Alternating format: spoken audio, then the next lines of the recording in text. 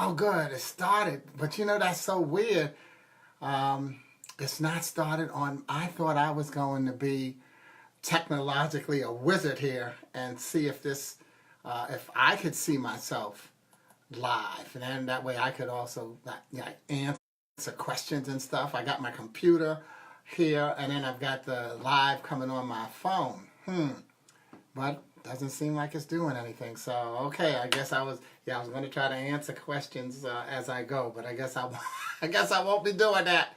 But that's cool. You know me, I'm always going to learn new technology. I'm on here early. We're going to start at noon, but I just wanted to get on early and like I said, give the Facebook a chance to build the audience, as well as I wanted to see if this new technology would work for me. Wait, let me try something else and see if it does it. Nah, it still won't do it. That's interesting. Man, I don't even get to see myself doing live. I hope. Oh, there it is. I am. Oh, but it's taped. Huh. I wonder if it's happening while I'm speaking. It is? I got the thumbs up. Yeah! Hey, Mona Lisa. Hey, what's up, Lisa? Oh, good. So I actually now see myself, but it's on a delay. So therefore, okay. I see it on a delay, so I won't be able to answer questions immediately. But who knows? I'll probably get a chance to do some, and it depends on time. You know, one thing I always like to do is start on time and end on time, because I know people are on their lunch breaks probably, while I am not. It is now 11:58 on my clock. Oh, I wish I could. Oh, wait, maybe by doing this, I can invite other people. Let me see. Is that possible? Oh, this is too cool. Oh, well, I don't know how to do it. Okay, we ain't gonna worry about that. We are not going to worry about that. Okay. Yeah. Oh, good there. Hey, yeah, I see the clicks now. Hey, Sharon. I can do waves now. I've learned to do that. All right. Yeah, Mona Lisa, you didn't send me I guess somehow I got Sharon's wave, and then I can click that. So, cool. Okay, we're starting in less than a minute here. So, because I do like to start on time. Oh, man. I tell you, technology is something else. And you know what? We have to remember that we created technology. A lot of times we'll say these things, oh, these kids of today, this and that. But the truth is, we created the technology that the kids are using. So don't get upset with them saying that they're always looking for shortcuts. The technology that we've created is actually the long cut for them. It's a shortcut for us. So it's also not about the fact that they necessarily have, hey, Rich, it's not necessarily that they have such a short attention span, as much as we've created a short attention span for them as the mode of operation. Hey, Akima, oh, okay, I'm not going to get to do all the waves. Okay, well, we're going to start at 12. You know, I start on time. But yeah, think about all the things that you know, I always like to make people think about the cliches and the things that we use, you know, we say, because that food for thought makes a difference. The seeds that we plant tend to grow in the people who are around us. But it's 12, so let's get rolling, okay? Okay, first of all, I'd like to thank those of you who gave me topics suggestions, as well as those who echoed or internally confirmed their interest when they saw them. You know, for today's session, I'm gonna do a 3-week session talking about rejection as well as mental health.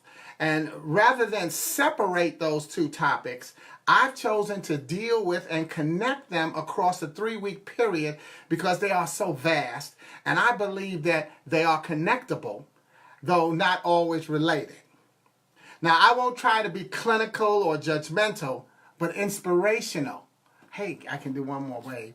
But I'll try to be inspirational as I talk about rejection, as well as state that there is no easy fix for this choice that we make to let it linger and feed depression.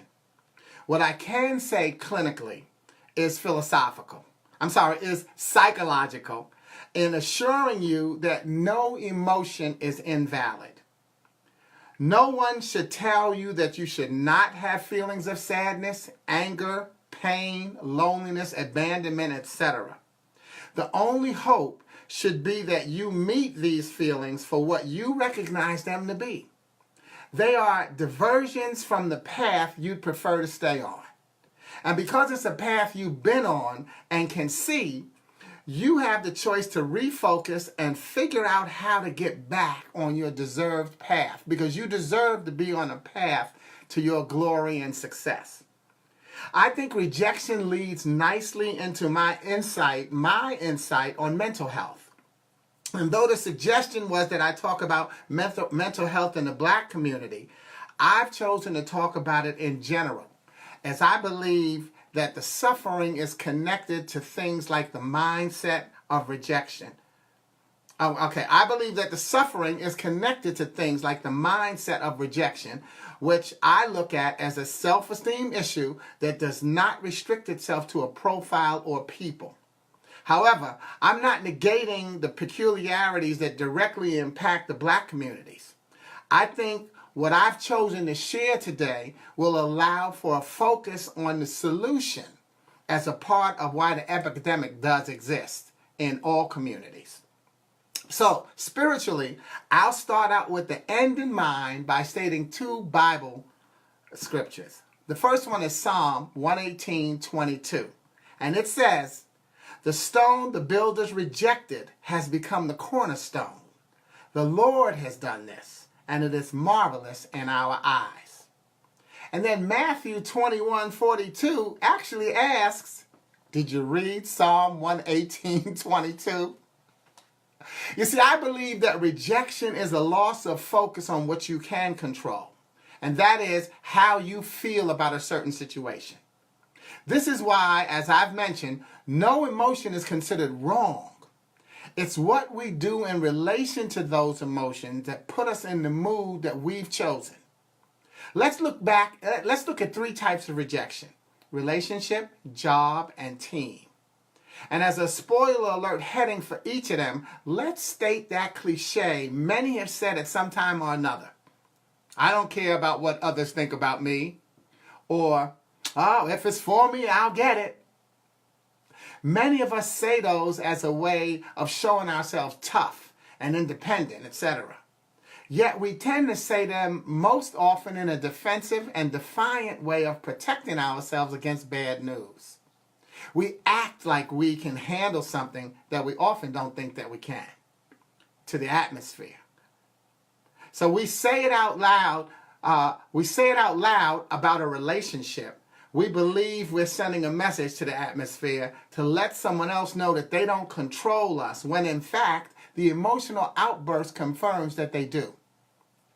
And if it's about a job or a team, we're making our faith sound stronger than it is while loading up for the pity party that attacks and justifies someone else's poor choice. Do you hear the common denominator? Someone else is the common denominator.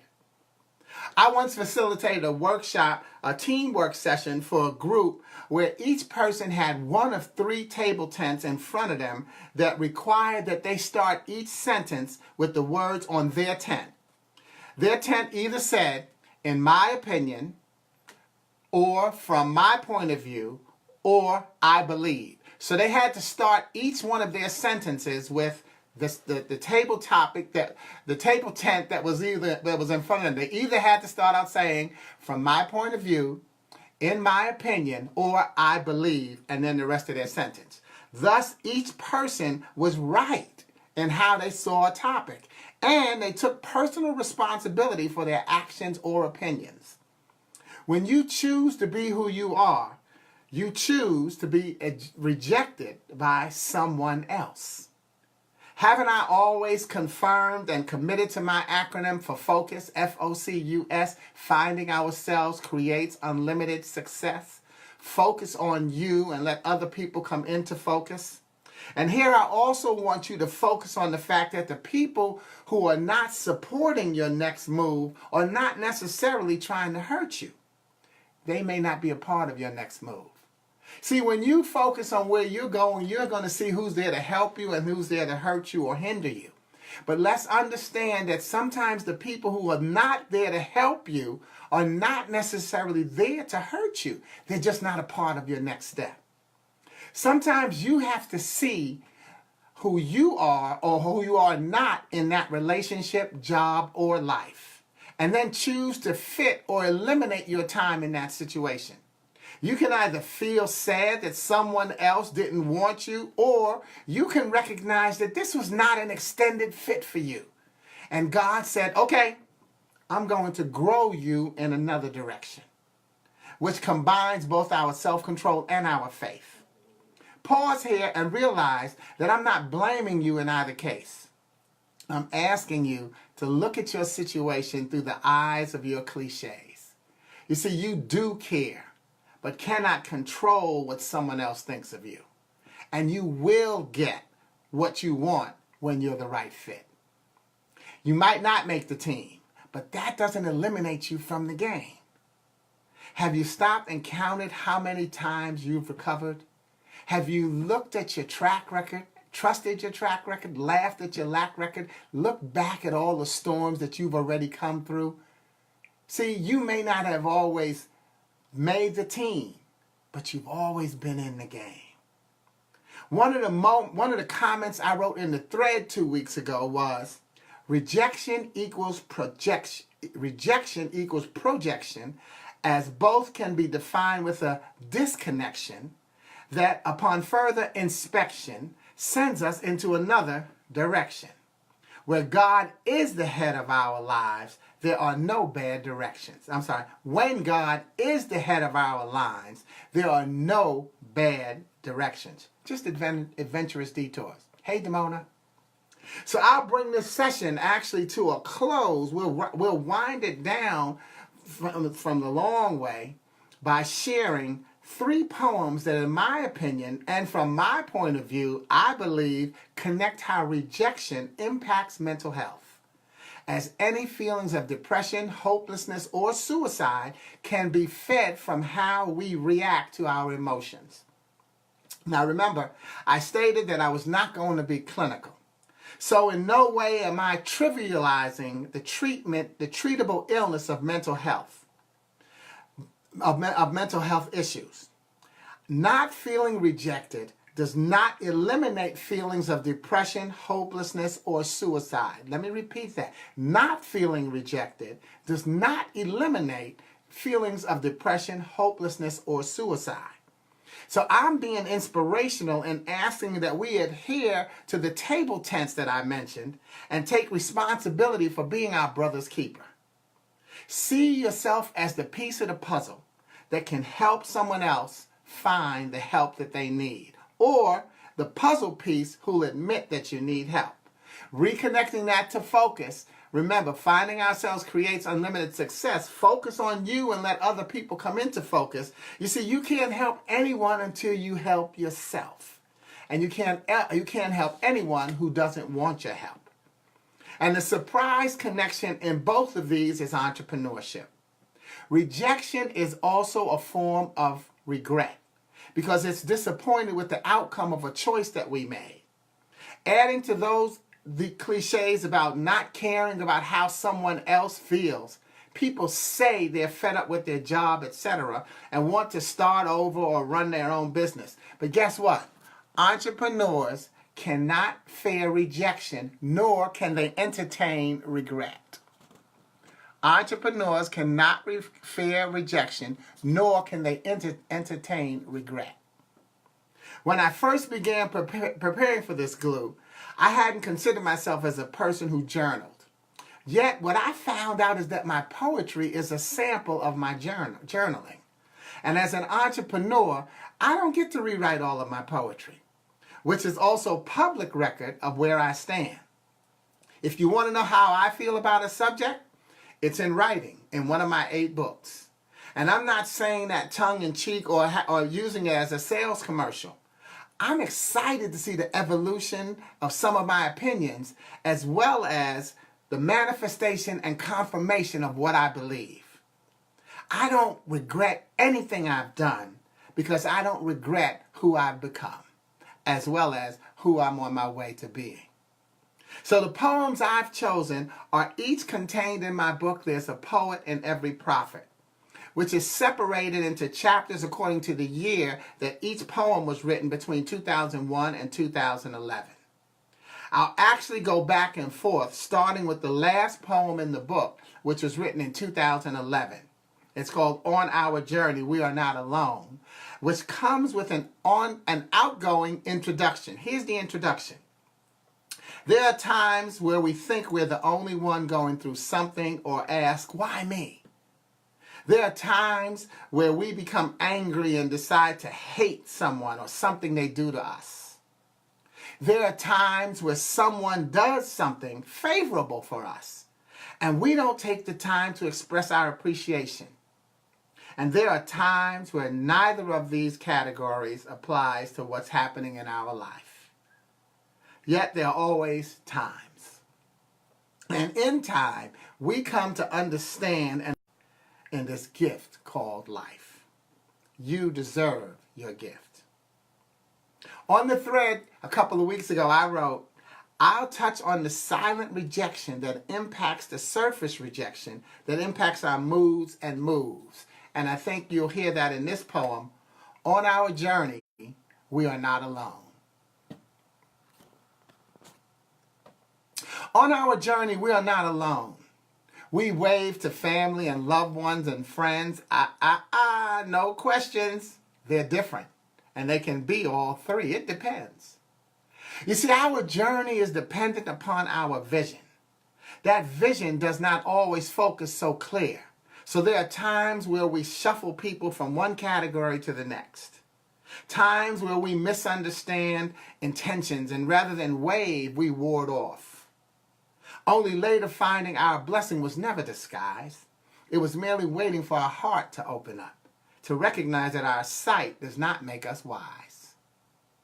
On our journey, at times, our journey at times can seem like an outpouring of calculated associations that seek to suck at our lives and weaken our steps. Oh, if only we could fast forward and see the need to give thanks at the outpouring. For those of love will easily provide the stronger connect and the current. Relax your spirit and enjoy your journey. Understand the rainbow in the ups and downs. Know that you are immersed in your finest hours. You see, on our journey, we are not alone. If only we would dare to smell the flowers. That's On Our Journey, We Are Not Alone. The second poem was the first written in 2002, When Do We Recognize Who?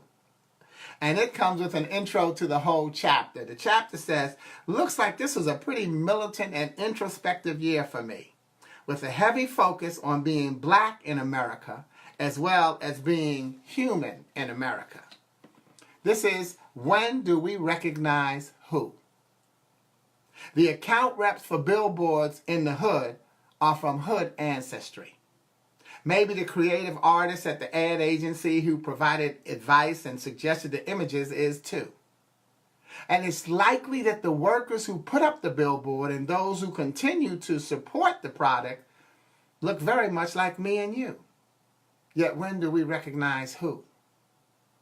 Who wears the products for kids to see? Buys the products for kids to wear? Litters in our neighborhood and decides to piss in the stair? Who plays the role of the exploited or stereotyped? Puts drugs in our arms, nose, and spirit? Who's in the gang that rivals the wrong cause I didn't recognize his colors? Or is it that we too don't recognize or respect our color? You know, like we say no one else does. And cause nobody else does, we show them a thing or two. By being what they say but by being what they say we are and who. Think about it.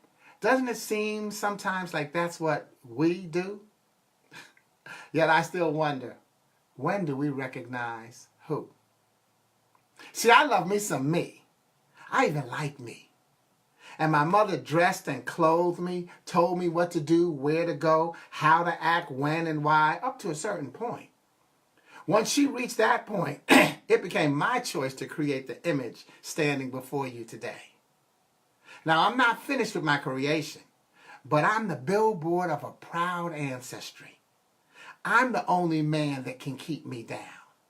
Don't get me wrong, I know many will try. In fact, that line forms to the right. Those who have tried stand frustrated to the left. And if you think I'll ever get up, my advice, don't hold your breath. No, I won't give up on rebuilding our pride. I'll keep believing that the dream will one day come true. But it'll only happen when we stop blaming other people and decide to recognize who. And the final poem was written in 2006. It's called I May Make This Look Easy. But here's the introduction to that chapter. Wisdom being in retrospect, I can see that this year prepared me for next year. This year contains the most personal relationship poems in this book. Surely it was that exercising of my emotions that I would need to be in control of them the following year. Perhaps it was this better understanding of love that would help me deal with the greatest loss of love in my horizon. My mother would get sick in November 2006 during Thanksgiving time, remain in and out of hospitals, and begin her exit message to her earthly family. I see this poem as a reminder that there is no emotion, that no emotion is wrong. And the question, did you read Psalm 118:22? The stone the builders rejected has become the cornerstone. The Lord has done this, and it's marvelous in our eyes. This poem is called I May Make This Look Easy. Well, actually it is. See, I get the chance to unjumble my emotions and rearrange them in smooth verse. You sought comparison to my past women so much that I had to ask you where they were, while searching for questions to ask about your ex-men. No, not the superheroes that I really had no interest in. When I spoke in commas and periods, you turned them into question mark challenges. When I told you how I felt, you corrected me. In fact, this may sound like I'm pointing the finger.